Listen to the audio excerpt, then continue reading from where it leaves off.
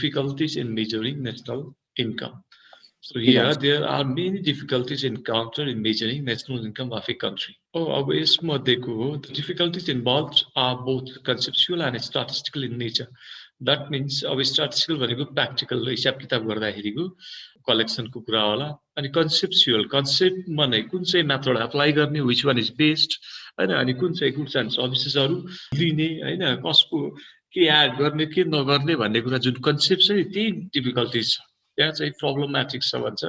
अथवा statistical method यो क्याल्कुलेटिङ computing मेथड्समा पनि यो डिफिकल्टी छ प्र्याक्टिकल गर्दा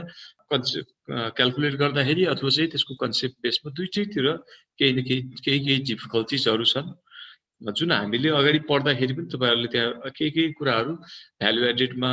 अथवा चाहिँ फाइनल प्रोडक्ट मेथडमा इन्कममा एक्सपेन्डिचरमा त्यो कुराहरु पढ्दाखेरि नै हामीले के एड गर्ने के एड नगर्ने भनेर जुन त्यहाँ पढाएको छ नि प्रिकसन्स भनेर त्यो प्रिकसन्समै नै केही डिफिकल्टीहरुको बारेमा we already discuss about that some of these difficulties encountered in the measurement of national income are as follows. Number one, first, problems of double counting. Double counting problem. So double counting it refers to the possibility of a commodity being included in national income estimates more than once. And एकचोटी भन्दा बढी एउटै commodity हामीले twice अथवा thrice हुन सक्ला त्यो हामीले एकचोटी भन्दा बढी अकाउन्टिङ गर्दिने के त्यसलाई क्याल्कुलेट गर्दिने नेशनल इन्कममा दुईचोटी इन्क्लुड गर्दिने सेम कमोडिटीलाई जस्तो only final goods should be included in the national income accounting but it is very difficult to distinguish between final goods and intermediate goods सकेसम्म हामीले यसलाई अभोइड गर्नको लागि के गर्ने त फाइनल प्रोडक्ट मेथडमा तपाईहरुले के गर्नुहुन्छ त्यहाँ हाम्रो र मेटेरियल्स अथवा चाहिँ प्राइमरी गुड्स इन्टरमिडिएट गुड्स अनि फाइनल गुड्स भन्ने छ त्यसमा हामीले अरु गुड्सहरुको भ्यालु नलिएर हामी के गर्छौं त फाइनल प्रोडक्ट मेथडमा फाइनल गुड्सको मनी भ्यालुलाई लिएर नेशनल इन्कम अकाउन्टिङ गरिन्छ यदि प्रोडक्ट मेथड हामीले अप्लाई गरेको हो भने तर फाइनल गुड्सको आइडेन्टिफाई गर्न गाह्रो हुन्छ कुन चाहिँ फाइनल गुड्स हो कहिलेकाहीँ इन्टरमिडिएट गुड्स भनेको वस्तु फाइनल गुड्स हुन सक्छ कहिलेकाहीँ फाइनल गुड्स भनेको कमोडिटी पनि फेरि फर्दर युजमा जान सक्छ त्यसो भयो भने फाइनल गुड्स आइडेन्टिफाई गर्न गाह्रो हुन्छ यो एउटा प्रब्लम कुरा भयो to solve this problem only the value of final goods and services should be included in the national income accounting यसलाई सल्भ गर्नलाई सकेसम्म हामीले फाइनल गुड्सको भ्यालु नै लिने the value of intermediate goods and services should be excluded from the calculation हैन final गुड्सको value मात्र लिने हो इन्टरमिडिएट गुड्सहरुको भ्यालु हामीले लिने होइन भन्छ अब यसलाई यो प्रब्लमलाई सल्भ गर्नको लागि एउटा अर्को हामीसँग एप्रोच थियो नि हामीले पढेको थियौं त्यसमा the best way to avoiding double counting is the value added method अथवा भ्यालु एडेड एप्रोच हो यसमा प्रोडक्ट मेथड भित्रको यो भ्यालु एडेड एप्रोच जुन छ यो मेथड अप्लाई गर्यो भने बेस्ट हुन्छ जसले चाहिँ डबल काउन्टिङको प्रब्लमलाई सल्भ गर्न सक्छ तर जे होस् हाम्रो यो डबल काउन्टिङ हुने पोसिबिलिटी पनि त्यतिकै हुन्छ अब यहाँ चाहिँ डेटाहरु कलेक्सन गर्दाखेरि भ्यालु मनी भ्यालु निकाल्दाखेरि तपाई गुड्स एन्ड सर्भिसेस कति प्रोड्युस भयो त भनेर क्याल्कुलेट गर्दाखेरि कहिलेकाहीँ डबल काउन्टिङको प्रब्लम हुन सक्छ यो एउटा प्रब्लमको रूपमा रहन्छ नेशनल इन्कम अकाउन्टिङ गर्दाखेरि यो फर्स्ट पोइन्ट चाहिँ now next another one point calculation of depreciation त्यसो तपाईले नेट भ्यालु निकाल्दाखेरि नेशनल इन्कम अकाउन्टिङमा एनएनपी क्याल्कुलेट गर्दाखेरि के गर्छ है GNP minus depreciation is equals to NNP भनेर निकाल्छौं तर त्यो डेप्रिसिएसन भ्यालु जुन छ त्यो how much will be the depreciation value त्यो चाहिँ फरक मेथड अप्लाई गर्यो भने फरक हुन सक्छ फरक कम्पनीमा सेम मेसिन इक्विपमेन्ट्सको डेप्रिसिएसन चार्ज पनि के हुन सक्छ फरक हुन सक्छ हैन त्यही मेसिन हो कुनै कम्पनीमा 15 वर्ष चल्छ कुनै कम्पनीमा 10 वर्ष चल्छ त्यसको जुन भ्यालु छ त्यसको साल्वेज भ्यालु भनौं अथवा लाइफ टाइम भनौं त्यो फरक हुन सक्छ त्यो फरक हुने बित्तिकै depreciation charge rate of depreciation जुन छ त्यो फरक पर्न आउँछ त्यसैले यहाँ एक्ज्याक्ट ठ्याक्कै यति हुन्छ डेप्रिसिएसन चार्ज अथवा रेट अफ डेप्रिसिएसन भनेर क्याल्कुलेट गर्न गाह्रो हुन्छ so capital depreciation should be deducted to find NNI हैन अथवा एनएनपी भनौं नेट नेशनल इन्कम अथवा नेट नेशनल प्रोडक्ट जुन भ्यालु छ त्यो नेट भ्यालु निकाल्नको लागि हामीले के गर्छौं त डेप्रिसिएसन भ्यालुलाई घटाउँछौं तर but it is difficult to calculate present depreciation rate of capital goods capital goods छ नि त्यसको डेप्रिसिएसन भ्यालु निकाल्ने क्यापिटल गुड्स भनेको मेसिन टुल्स इक्विपमेन्ट्स हो यसलाई हामीले क्यापिटल गुड्सको रूपमा लिन्छौँ जुन प्रोडक्सनमा हामीले युज गरेको थियौँ त्यसको डेप्रिसिएसन चार्ज घटाउनु पर्छ हामीले नेट भ्यालु निकाल्ने हो तर यो क्याल्कुलेट गर्न के छ त गाह्रो छ भन्छ the depreciation charge differs from product to product अब डेप्रिसिएसन चार्ज हेर्ने हो भने तपाईको मेसिन इक्विपमेन्ट्स टुल्सहरु जे युज भएको छ नि त्यो क्यापिटल गुड्सहरु त्यो प्रोडक्ट टु प्रोडक्ट फरक छ एउटा मेसिनको 10 वर्ष आयु होला अर्को मेसिन 5 वर्ष मात्रै चल्ने होला कुनै मेसिन अलिकति चाइनाबाट मगायो भने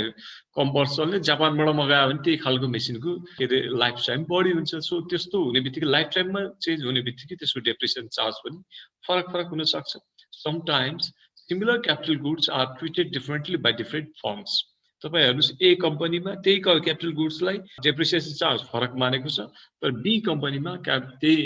क्यापिटल गुड्सको डेप्रिसिएसन चार्ज उनीहरूले फरक लिएको त्यो भ्यालु फरक लिएको हुन सक्छ it becomes further complicated in the value of capital goods changes every year अब यो डेप्रिसिएसन चार्जको भ्यालु चाहिँ जुन छ त्यो प्रत्येक वर्ष फेरि चेन्ज भइराख्छ हैन यो वर्ष त्यो डेप्रिसिएसन चार्ज हामीले जति काट्यौं अर्को वर्ष पनि सेम वेमा जान्छ भन्ने छैन त्यो फरक पर्न आउँछ यस्तो हुँदाखेरि के हुन्छ त यहाँ डिफिकल्टी क्रिएट हुने भयो कति लिन्छ त डेप्रिसिएसन चार्ज भन्ने कुरा हो यो डेप्रिसिएसन क्याल्कुलेट गर्दाखेरि पनि एउटा अर्को डिफिकल्टी हुन सक्छ जसले गर्दा नेशनल इन्कम अकाउन्टिङमा जुन हामी नेट भ्यालु क्याल्कुलेट गर्छौं त्यो नेट भ्यालु क्याल्कुलेसनमा डिफिकल्टी क्रिएट हुन्छ now next another one point here frequently changes in price हैन सो जुन कमोडिटीहरुको हामीले मार्केट प्राइस लिन्छौं हो प्रोडक्ट मेथडबाट हामीले क्याल्कुलेट गर्दाखेरि गुड्स एन्ड सर्भिसेसको प्रोडक्सन हेर्छौं त्यो प्रोडक्सन कति भयो भन्ने कुरा मनी भ्यालुमा क्याल्कुलेट गरिन्छ र मनी भ्यालु जुन छ त्यो मार्केट प्राइस बेस हुन्छ अब हाम्रो जस्तो भोलेटाइल मार्केटमा हैन अब यो भोलेटाइल इकोनोमी भएको मार्केट जुन छ यो ठाउँमा त हामी कहाँ के हुन्छ त बिहानको साँझै आजको भोलि नै कमोडिटीहरुको प्राइस चेन्ज भएको देख्नुहुन्छ तपाईहरुले त्यो भनेको के त फ्रिक्वेन्टली चेन्जेस इन प्राइस अब त्यो फ्रिक्वेन्टली चेन्जेस हुने बित्तिकै के हुन्छ त नेशनल इन्कम जुन हामी प्रोडक्ट मेथडबाट क्याल्कुलेट गर्दैछौं त्यो नेशनल इन्कम पनि चेन्ज हुन आउँछ अब यहाँ कहिलेकाहीँ के हुन्छ त प्राइस मात्रै चेन्ज इन्क्रिज भएको हुन सक्छ जसले गर्दा नेशनल इन्कम बढेको पनि देख्न सकिन्छ त्यो कन्डिसन हुन सक्छ जस्तो NI is the money value of final goods money value of goods and services it depends on market price which often changes with change in price of goods and also changes frequently यो national income goods and सर्भिसेसको भ्यालुमा depend हुन्छ त्यो पनि market प्राइसमा अब यो market price change हुने बित्तिकै के हुन्छ त नेशनल इन्कम पनि अटोमेटिकली चेन्ज हुन्छ it creates problem to the calculation of national income because national income changes even without a change in the output अनि आउटपुट चेन्ज नभइकन पनि नेशनल इन्कम चेन्ज भइरहेको हुन सक्छ अब हाम्रो आउटपुट लेभल प्रोडक्सनमा चेन्ज नआइकन पनि मार्केट प्राइसले गर्दा किनभने मार्केट प्राइस चेन्ज भइदिने बित्तिकै अटोमेटिकली नेशनल इन्कम चेन्ज हुन्छ किनभने हाम्रो प्रोडक्ट मेथडबाट क्याल्कुलेट गर्दा के गर्छौं हामीले पी इन्टु क्यू भने त्यहाँ फर्मुला भनेको हैन P into Q Q change नभइकन पी मात्रै चेन्ज भयो भने पनि हाम्रो जुन जीडीपी क्याल्कुलेट गरेर छौं त्यो भ्यालु चेन्ज हुन सक्छ सो नेशनल इन्कममा विदाउट चेन्ज इन आउटपुट है आउटपुट चेन्ज नभइकन पनि नेशनल इन्कम चेन्ज भएको कन्डिसन हुन सक्छ अब यसो भयो भने के हुन्छ त यो ओभर एस्टिमेसन अथवा अन्डर एस्टिमेसन हुन सक्छ नेशनल इन्कमको रियल भ्यालु नहुन सक्छ सो यो फ्रिक्वेन्टली चेन्ज भयो भने प्राइसले यसले गर्दा डिफिकल्टीहरु क्रिएट हुन सक्छ यो अर्को डिफिकल्टी भयो third point now next choice of method what are the methods that we use to calculate national income we already discussed about that it is difficult to decide which method is to be used in the calculation of national income that means which one is suitable or which one is best for us we need to choose अब त्यो decision लिनको लागि यहाँ difficulty छ भन्छ कुन चाहिँ best हो कुन चाहिँ हामीलाई सुइटेबल हुन्छ कुन मेथड अप्लाई गर्ने त अब हामीले अलरेडी भन्यौं के भन्यौं जुन कुनै मेथड अप्लाई गर्यो भने पनि अथवा जुन कुनै मेथडबाट क्याल्कुलेट गर्दाखेरि पनि नेशनल इन्कमको भ्यालु हाम्रो एउटै भ्यालु त सेम आउन सक्छ हो भ्यालु सेम आउँछ तर अब कुन चाहिँ मेथड अप्लाई गर्ने भन्ने यहाँ डिफिकल्टी छ अब यो कुन चाहिँ मेथड अप्लाई गर्ने भन्दाखेरि यहाँ एउटा बेस्ट सोलुसन भनेको के त खास all three methods such as production income and expenditure depend on the availability of data कुन चाहिँ मेथडबाट गयो भने हामीलाई मस्ट डेटाहरु अवेलेबल हुन सक्छ अथवा मस्ट रिलायबल एक्युरेट डेटाहरु फेरि त्यो विश्वास गर्न लायकको हुनु पर्यो हाइपोथेटिकल त्यस्तो खालको डेटा हैन फ्याक्ट डेटाहरु कुन चाहिँ मेथडबाट अप्लाई गरे हामी निकाल्न सक्छ। अब इन्कम मेथडबाट गयो भने इन्कम त नेपालको केसमा इन्कम मेथड एप्लाई गर्ने भन्ने कन्डिसन छैन। अनि अब एक्सपेन्डिचर मेथडबाट गर्ने अथवा प्रोडक्सनबाट गर्ने कुनबाट गर्ने भन्दाखेरि जुनबाट एक्युरेट डेटा हुन सक्छ, एभाइलेबल हुन सक्छ त्यो मेथड एप्लाई गर्ने हो। तर पनि यहाँ डिफिकल्टी छ कुन चाहिँ मेथड एप्लाई गर्ने भन्ने केसमा यो पनि एउटा डिफिकल्टी भयो। Now next another one here transfer payment. Transfer payment means what? केलाई हामीले ट्रान्सफर पेमेन्ट भन्छौँ? पेमेन्ट चाहिँ होइन पेमेन्टको ट्रान्सफर के। अब यहाँ कुनै गुड्स एन्ड सर्भिसेस प्रोड्युस भएर त्यसको पेमेन्ट छैन, यो चाहिँ खालि पेमेन्टको ट्रान्सफर मात्रै from one hand to another hand, from government to people अथवा चाहिँ पिपल टु गभर्मेन्ट त्यस्तो खालको के, विदाउट कन्ट्रिब्युटिङ एनी प्रोडक्सनले गुड्सको प्रोडक्सनमा कुनै कन्ट्रिब्युसन बिना पेमेन्टको ट्रान्सफर हुन्छ भने त्यसलाई हामीले ट्रान्सफर पेमेन्ट्सको रूपमा लिन्छौँ। के हुन्छ के कुराहरू आउँछ ट्रान्सफर पेमेन्टमा? जस्तो individual get pension, unemployment allowances, interest on public loans, but these payments create difficulty in the measurement of national income. अब यो ट्रान्सफर पेमेन्टलाई हाम्रो नेसनल इन्कममा अकाउन्टिङ गरिँदैन भनेर हामीले भनेको थियौँ हो। जस्तो कि पेन्सन, अनइम्प्लोइमेन्ट अलाउन्सेस, अब नेपाल केसमा अहिले के छ विडो अलाउन्सेस होइन, ओल्ड एज अलाउन्सेसहरू छ। अब त्यसलाई हाम्रो यहाँ इन्कमको रूपमा लिइँदैन, ट्रान्सफर पेमेन्टलाई क्यालकुलेट गर्दैन। अब गर्ने कि नगर्ने त्यहाँ पनि यो प्रब्लम छ। किन भन्दाखेरि these earnings are a part of individual income and they are also part of government expenditure. होइन यो चाहिँ इनफ्याक्ट भन्दाखेरि हाम्रो इन्कम त हो नि होइन। जस्तो विडो अथवा चाहिँ ओल्ड एज छ अथवा चाहिँ अनइम्प्लोइड छ भने उसले सर्टेन अमाउन्ट इन्कमको रूपमा गभर्मेन्टबाट पाइरहेको छ, तर यसलाई नेसनल इन्कम अकाउन्टिङ गर्दाखेरि यसलाई इन्कमको रूपमा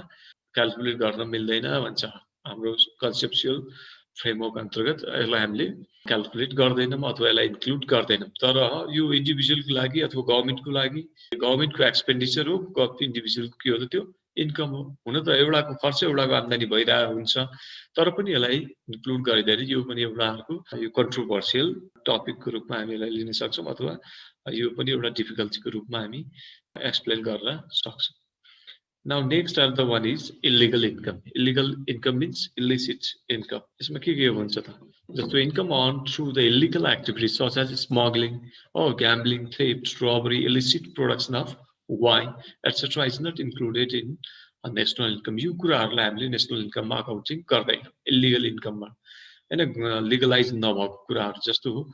ग्याम्बलिङ गरेर पनि त कमाइरहेको हुनसक्छ। तर ग्याम्बलिङ के छ त धेरैसो कन्ट्रीहरू सिङ्गापुर, मलेसिया लगायतको यो युएई यो कन्ट्रीहरूमा के छ ग्याम्बलिङ गभर्मेन्टले त्यसबाट चाहिँ चार्ज के अरे यो नेपालको केसमा पनि छ यो चाहिँ ठुल्ठुला क्यासिनोहरू छन्। त्यो क्यासिनोहरूबाट गभर्मेन्टले सर्टेन अमाउन्ट के गरेर आउँछ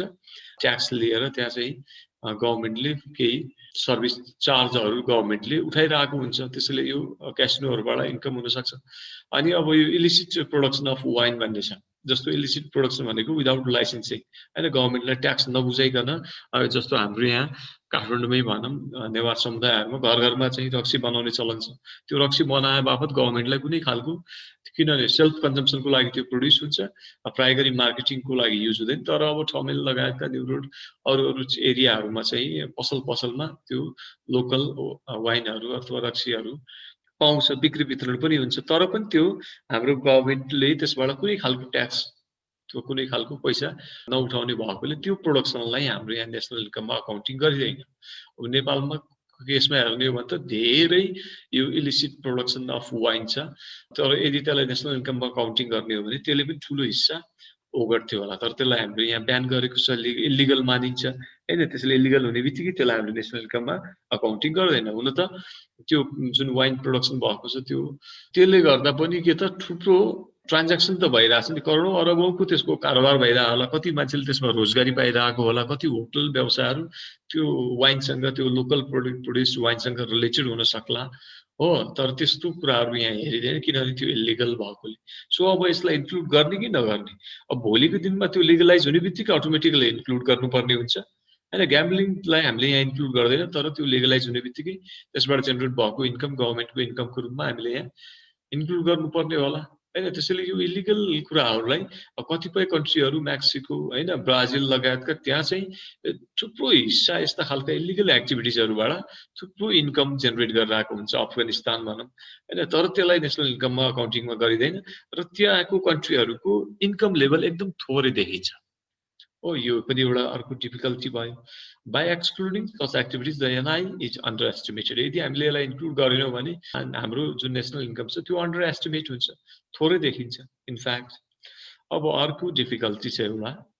non availability of reliable data available नै हुँदैन सकेसम्म यदि अभाइलेबल छ भने पनि त्यो फेरि के हुन्छ त रिलायबल नहुन पनि सक्ला त्यस्तो खालको condition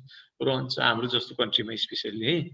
So non-availability of statistical data is another difficulty regarding the calculation of national income. This difficulty is not particular to the underdeveloped countries, but even advanced countries face the lack of adequate and reliable data. यो हाम्रो जस्तो कन्ट्रीमा त छँदै हाम्रो जस्तो country मात्रै नभएर अरू जुन वेल डेभलप कन्ट्रीहरू छ त्यहाँ पनि यो एउटा डिफिकल्ट टास्क नै हो कसरी चाहिँ म एक्युरेट एन्ड रिलायबल डेटाहरू कलेक्ट गर्ने त्यो पनि त्यहाँ पनि डिफिकल्टीको रूपमा रहन्छ यो हाम्रो नेसनल इन्कम अकाउन्टिङको एउटा मेजर इस्यु अथवा प्रब्लमको रूपमा हामीले यसलाई एक्सप्लेन गर्न सक्छौँ now next another point here non monetized sector हैन मोनेटाइज्ड सेक्टर भनेको प्रोडक्सन त भइरहेको छ गुड्स एन्ड सर्भिसेसको तर के छ त्यो मनी भ्यालुमा कन्भर्ट नै हुँदैन हैन मनी भ्यालुमा ट्रान्ज्याक्सन नै हुँदैन यदि मनी भ्यालुमा कन्भर्ट भएन ट्रान्ज्याक्सन भएन भने त्यो नेसनल इन्कममा अकाउन्टिङ हुँदैन जसले गर्दा हाम्रो इकोनोमी को जुन नेसनल इन्कम लेभल छ त्यो नै अन्डर एस्टिमेट भएको देखिन सक्छ धेरै जसो कन्ट्रीहरू अब यहाँ हेर्नुस् अब existence of non-monetized sector makes another difficulty in the way of national income calculation. This difficulty is especially related to the underdeveloped countries where a sizable part of the total output does not come to the market for sale. And एउटा हाम्रो जुन production भएको छ त्यस मध्येको पनि एउटा ठुलो हिस्सा भनौँ एउटा जस एक हिस्सा के हुन सक्छ त त्यो मार्केटमा सेलको लागि आउँदै आउँदैन marketable छैन त्यो commodity जस्तो a major portion of the product is either retained for the self consumption or bartered for other goods हाम्रो गाउँ घरतिर है स्पेशली अब अहिले त अलिअलि बैंकिङ सेक्टरहरू के अरे इमर्ज भएकोले गाउँ गाउँतिर बैंक फाइनान्शियल इन्स्टिट्युसनहरू भएकोले अलिअलि मान्छेहरू मनी ट्रान्ज्याक्सनतिर आएको छ हाम्रो नेपालको पनि लोकल एरियाहरू रिमोट रुरल एरियाहरूमा के छ त मनीमा ट्रान्ज्याक्सन गर्ने चलन अझै पनि केही रिमोट एरियाहरूमा छैन हैन कारोबार उनीहरूले गुड्स एन्ड सर्भिसेस त थुप्रो अमाउन्टको प्रोड्युस गरेको होला त्यो के गुड्सहरू के त कि सेल्फ कन्ज्युम गर्छन् आफै कन्ज्युम गर्छन् हो त्यो चाहिँ सबसिस्टेन्स फार्मिङ जुन छ नि आफ्नै जीवन निर्वाह गर्नको लागि उनीहरूले प्रोडक्सन गरिरहेको हुन्छ त्यो मार्केटसम्म जाँदै जाँदैन अथवा चाहिँ कारोबार भयो भने पनि के गर्छन् त उनीहरूले सट्टापट्टा हैन बार्टर सिस्टममा चाहिँ नि त्यो चाहिँ वस्तु विनिमय प्रणाली वस्तुसँग वस्तु साट्ने goods are exchange for goods त्यो सिस्टम भनेको बार्टर सिस्टम हो त्यो खालको हुन्छ अब त्यो हुने बित्तिकै के हुन्छ त मनी भ्यालुमा कन्भर्ट भएन भने त्यो नेसनल इन्कममा अकाउन्टिङ हुँदैन हैन नेसनल इन्कममा हाम्रो के देखिन्छ त थोरै प्रोडक्सन भएको थोरै इन्कम जेनेरेट भएको देखिन्छ सो यो नन मोनेटाइज सेक्टरले गर्दा this may result in overestimation or underestimation over भन्दा पनि अझै underestimation of national income यो पार्ट हामीले त्यहाँ एड नै गर्ने हो भने त underestimate हुने भयो हैन थोरै देखिने भयो नेसनल इन्कम त्यो खालको यो एउटा प्रब्लम छ डिफिकल्टी अब यो नन मोनेटाइज सेक्टर भोलि मोनेटाइज सेक्टरमा कन्भर्ट भयो भने अब हाम्रो नेसनल इन्कम एक्युरेट फिगर देखिन्छ तर अहिले नन मोनेटाइज सेक्टरले गर्दा हाम्रो जुन नेसनल इन्कम जुन एक्युरेट नेसनल इन्कम निस्किनु पर्ने त्यो non market production national income fails to account for household production because such production does not involve market transaction. अब जस्तो घरभित्रैको हैन घर परिवारभित्रै सीमित हुने प्रोडक्सन त भइरहेछ गुड्स पनि प्रोड्युस भइरहेछ सर्भिस पनि प्रोड्युस भइरहेछ तर त्यो मार्केटमा ट्रान्ज्याक्सनको लागि जाँदैन हो त्यो मार्केटेबल भएन as a result household services of millions of people are excluded from national income accounts लाखौंको संख्यामा दशौं लाखौंको संख्यामा हाम्रो घर गृहस्थी सम्हाल्ने जुन महिला वर्गहरू हुनुहुन्छ स्पेशली हैन उहाँहरूले गरेको सर्भिस जुन छ त्यो सर्भिसको भ्यालु नै हुँदैन त्यो सर्भिसको भ्यालुलाई नेसनल इन्कममा अकाउन्टिङ नै हुँदैन हैन काम त उहाँले दिनरात बिहान 6 बजे उठेदेखि 10 बजेसम्म गर्नुहुन्छ घरभित्रै सीमित हुन्छ तर त्यही काम उहाँहरूले बाहिर गर्नु भएको भए लाखौं रुपैयाँ पैसा कमाउनु हुन्थ्यो होला मन्थली हो तर त्यो बाहिरतिर काम नगरेर घरभित्रैको काम जुन छ हाउसहोल्ड वर्क त्यो हाउसहोल्ड वर्कको कुनै सर्भिसको भ्यालु नै हुँदैन त्यो भ्यालुलाई हाम्रो नेसनल इन्कममा अकाउन्टिङ नै गरिदैन हैन काम नगर्ने भन्ने होइन So for instance, household work done by housewives is not included, but the same work done by a paid servant is. अनि तपाईँको घरमा जो घर परिवारमा रहेका महिलाहरूले बिहानदेखि साँझसम्म आफ्नै घरमा गर्ने कामको कुनै खालको मनी भ्याल्यु अथवा चाहिँ त्यो नेसनल इन्कममा अकाउन्टिङ हुँदैन। तर तपाईँ त्यही घरमा चाहिँ एउटा काम गर्ने मान्छे राख्नु भएको छ भने त्यो पेड सर्भेन्ट छ भने त्यो चाहिँ पेड सर्भेन्टको मनी भ्याल्युलाई फेरि के भन्छ नेसनल इन्कममा अकाउन्टिङ गरिन्छ हो। त्यसैले यो जुन छ त्यो exclusion results in some peculiarities that means unusual or odd भनौँ in national income accounting and underestimates our national income हो। अब यदि हामीले यिनीहरूको जुन लाखौं महिलाहरूले घरमा गर्ने काम गुड्स एन्ड सर्भिसेस प्रोडक्सनमा गरेको कन्ट्रिब्युसनलाई नेसनल इन्कममा अकाउन्टिङ नगर्ने हो भने हाम्रो नेसनल इन्कम के भइरहेको छ त अन्डर एस्टिमेट्स भइरहेको छ हैन। काम नगर्ने भन्ने होइन, काम गरिरहेछन्, गुड्स एन्ड सर्भिसेस पनि प्रोड्युस भइरहेछ, तर त्यो पेड नभएकोले हैन, पेड नभएकोले त्यसलाई हामीले नेसनल इन्कममा अकाउन्टिङ गरिएको छैन, जसले गर्दा हाम्रो नेसनल इन्कम के भइरहेको छ त अन्डर एस्टिमेट्स भइरहेको छ। यो पनि एउटा प्रब्लमको रूपमा लिइन्छ।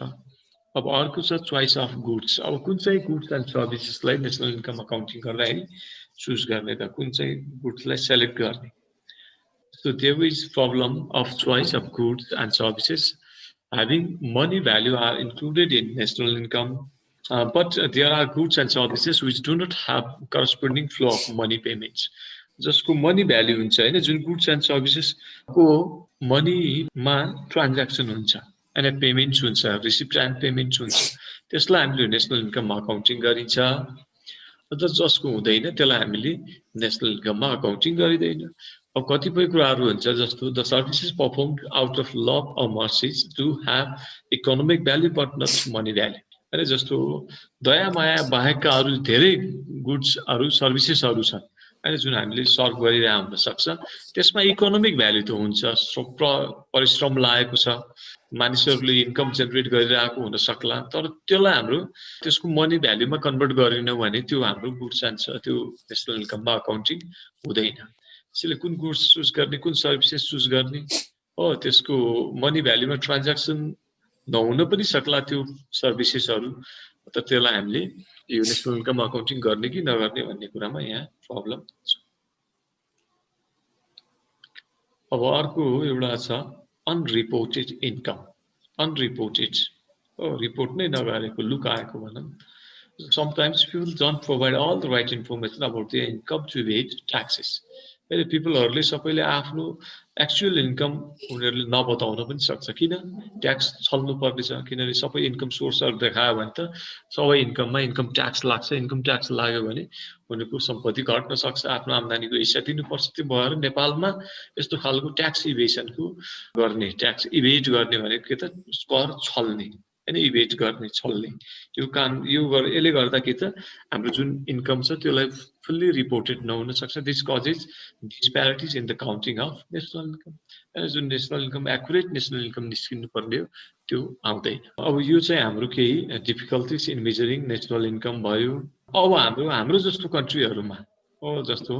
Difficulties in measuring national income in developing countries like Nepal. हाम्रो जस्तो कन्ट्रीहरूमा के होला त, माथिकै पोइन्टहरू मध्येको केही पोइन्ट्स, केही मेजर पोइन्ट्सहरूलाई हामीले हाम्रो जस्तो कन्ट्रीहरूमा पर्ने प्रब्लमको रूपमा डिफाइन गर्न सक्छौँ। फर्स्ट वान, अब यसमा पोइन्ट वाइज दिएको छ, जस्तो in the underdeveloped or developing countries like Nepal, a conceptual and statistical difficulty of national income calculation becomes more difficult. त्यो हाम्रो अगाडि पढेको हाम्रो ओभरअल डिफिकल्टीको कुरा भयो। तर अब स्पेसल्ली हाम्रो जस्तो कन्ट्रीमा हेर्ने हो भने त झन् भयावह छ। नेसनल इन्कमको जुन फिगर छ त्यसलाई विश्वास गर्ने कि नगर्ने भन्ने हुन्छ। तपाईँको धेरैजसो ठुल्ठुला एजेन्सीहरूले युएनजिपी यिनीहरूले चाहिँ बिरलै विश्वास गर्छन्। उनीहरूले आफै आएर नेपालमा क्यालकुलेट गरेर हिसाब गरेर निकाल्छन्। यो पोभर्टीको बारेमा तपाईँहरूलाई थाहै होला हैन। त्यसैले यो नेसनल इन्कमको जुन मेजरमेन्ट गर्छ हाम्रो जस्तो कन्ट्रीहरूको डेटा कलेक्सन मेथड, प्रोसिड्युर हो, त्यसलाई चाहिँ यो तथ्याङ्क सम्बन्धी जुन स्ट्याटिस्टिक्ससँग रिलेटेड जुन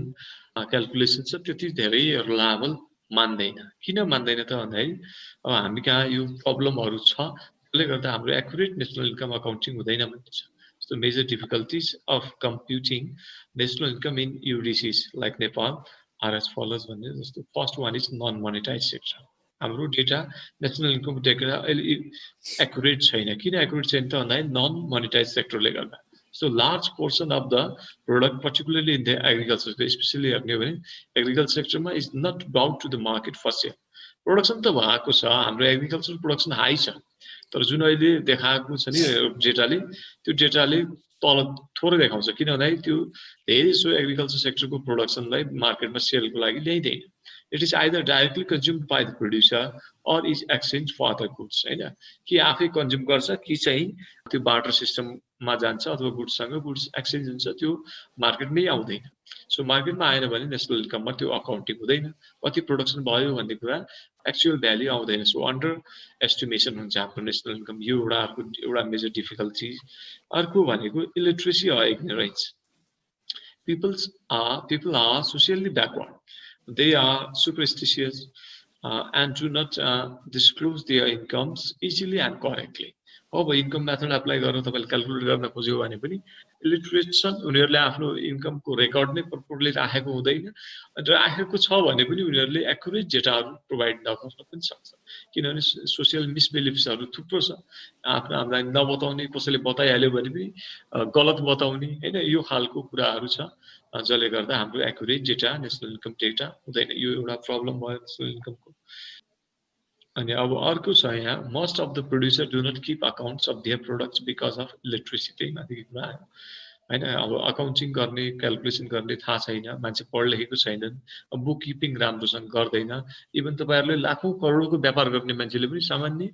बुक किपिङ गर्न आउँदैन उलाई इन्कम एक्सपेन्डिचर स्टेटमेन्टहरु बनाउन हैन त्यो ब्यालेन्स सिटहरु बनाएर हिसाब किताब राखेको राम्रोसँग राखेको देख्नुहुन्न त्यो किन त भन्दाखेरि उनीहरुलाई त्यो नलेज नै छैन लिटरेसी छ सो अब त्यो उनीहरुले आफ्नो आम्दानी खर्चको उत्पादनको हिसाब किताब राम्रोसँग राखेन भने कसरी उनीहरुले चाहिँ डेटा राम्रो प्रोवाइड गर्छ अथवा नेसनल इन्कममा अकाउन्टिङ गर्दाखेरि कसरी हाम्रो एक्युरेट डेटा हुन सक्छ नट पोसिबल सो एउटा यो डिफिकल्टी भयो next another one here lack of occupational specialisation यो भनेको पेशागत विशिष्टीकरण भन्छ के एउटा स्पेशल अकुपेसन हामी कहाँ छैन हैन मान्छे एउटै मान्छे हो चार थरी काम गरेर आउँछ बिहान एउटा दिउँसो एउटा साँझ अर्को अब यो स्पेशलाइजेसन नभए भने कुन सेक्टरबाट कति इन्कम जेनेरेट गर्छ सेक्टरमा उले कति कन्ट्रिब्युट गर्यो कति प्रोडक्सन गर्यो त्यो भ्यालुहरु क्याल्कुलेट गर्ने एकदम कम्प्लेक्स छ जस्तो it is difficult to estimate national income by industrial origin because there is little specialization of function people are engaged in a number of economic activities simultaneously एउटै मान्छे बिहान खेतमा काम गर्छ हैन दिउँसो चाहिँ अफिस जान्छ अथवा कलेज जान्छ साँझपल्ट उले बिजनेस व्यवसाय हेरेको छ हैन यो खालको एउटै मान्छे फरक फरक व्यवसायहरुमा चार पाँच वटा अकुपेसनल स्पेशलाइजेसन छैन कुन सेक्टरबाट उले कति इन्कम जेनेरेट गर्छ थाहै हुँदैन उले कुन सेक्टरमा घाटा भइरहेछ कहाँबाट उले नाफा कमायो त्यो खालको अकुपेसनल स्पेशलाइजेसन छैन जसले गर्दा एक्युरेट डेटा नेसनल इन्कममा अकाउन्टिङ हुन पाउँदैन यो एउटा अर्को difficulty similarly another one here adequate statistical data are not available and if available they are not reliable हैन जुन स्ट्याटिस्टिकल डेटा छ त्यो हाम्रो एक्युरेट हुँदैन अवेलेबल नै हुँदैन सकेसम्म हैन अवेलेबल भए पनि त्यो रिलायबल नहुन पनि सक्छ त्यो खालको प्रब्लम भयो and next there is lack of trained and efficient statistical staff जस्तो हाम्रो जुन कुनै मेथड अप्लाई गर्यो भने पनि डेटा त कलेक्ट गर्न जानु पर्यो डेटा कलेक्सन गर्दाखेरि हाम्रो जुन मेन पावर छ स्ट्याटिस्टिकल स्टाफहरु छ त्यो सफिसिएन्ट पनि छैन एक त जति छन् तिनीहरु वेल ट्रेन्ड अथवा एफिसिएन्ट पनि छैन त्यसले accurate data reliable data collect गर्छ भन्ने ग्यारेन्टी छैन अब यसमा अर्को एउटा प्रब्लम छ problem of calculating national income also arise due to the regional disparities of language or customs अर्को प्रब्लम भनेको यो रिजनल डिस्प्यारिटिज अफ ल्याङ्ग्वेज भन्छ यो भने के त अब डेटा कलेक्सन गर्न स्टाफहरुलाई पठाएको छ पठाउन चाहिँ तर के हुन्छ त उनीहरुको ल्याङ्ग्वेज डिफिकल्टी चाहिँ हैन त्यो ठाउँमा गएर उनीहरु जस्तो हामी कहाँ त थुप्रो जात जाति भाषा धर्म समुदायका मानिसहरू छन् डेटा कलेक्सन गर्न जाँदाखेरि उनीहरूकै ल्याङ्ग्वेज उनीहरूकै चाहिँ कस्टम रीतिरिवाज परम्पराबारे सबै थाहा भएको हुनु पर्यो अब फरक व्यक्ति फरक ठाउँमा गएर एकुरेट डेटा कलेक्सन गर्न सक्न गाह्रो छ अझै पनि कति ठाउँमा त नेपाली बोल्दै नआउने तपाईँको तराईतिर जानुभयो भने त्यहाँको लोकल मैथिली भोजपुरी अथवा थारू ल्याङ्ग्वेज मात्रै बोल्ने मान्छेहरू पनि छन् यही नै काठमाडौँभित्र हेर्नु भने नेवार समुदाय कति वृद्धहरू उनीहरूलाई प्रोपरली नेपाली बोल्नै पनि आउँदैन अथवा बुझ्दैनन् होला केही वृद्धहरू हैन त्यस्तो खालको छ अब मगर समुदायको मगर ठाउँमा अथवा तामाङ बस्तीहरूमा जानुभयो भने त्यहाँ चाहिँ ल्याङ्ग्वेजको कस्टम ट्रेडिसनहरूको डिफिकल्टिजहरू त्यो डिस्प्यारिटिजहरू आउन सक्छ जसले गर्दा नेसनल इन्कम अकाउन्टिङमा त्यसले पनि एउटा डिफिकल्टी क्रिएट गर्न सक्छ अर्को लास्टमा एउटा के छ त many developing countries tax evasion is rampant हैन कर छल्ने कुरा हामी कहाँ जस्तो देशहरूमा एकदम धेरै छ this leads to under estimation of national income अब यसले गर्दा ट्याक्स इभेजन गर्ने बित्तिकै उनीहरूले आफ्नो इन्कम लेभल टोटल जति इन्कम छ त्यो इन्कम सो गर्दैन इन्कम सो गरेन भने नेसनल इन्कम अन्डर एस्टिमेट हुन्छ हैन थोरै देखिन्छ सो यो पनि एउटा नेसनल इन्कम अकाउन्टिङको अर्को प्रब्लम हो ठिक छ ल यति नै हो हाम्रो ल आजलाई हामी यति नै गर्छौँ सबैजनालाई